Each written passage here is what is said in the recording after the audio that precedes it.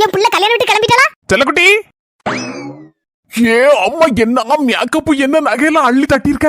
இடி என்னடி இதெல்லாம்? இடி எனக்கு ரொம்ப நாளா ஒரு டவுட்.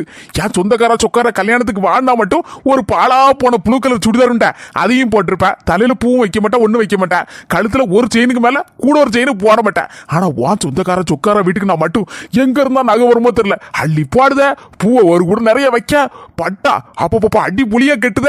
என்னடி இதெல்லாம்? மாமாய், நான் மட்டும் இல்ல, நிறைய பொண்ணுங்க இதே மாதிரி தான். அவங்க சொந்தக்காரங்க வீட்டுக்குனா மட்டும் நல்ல பட்டு கட்டி அழகான நகை கூட 2-3 கவரிங்க கூட போட்டுட்டு சூப்பரா ஜம்முன்னு போய் இறங்குவாங்க. ஏன் தெரியுமா?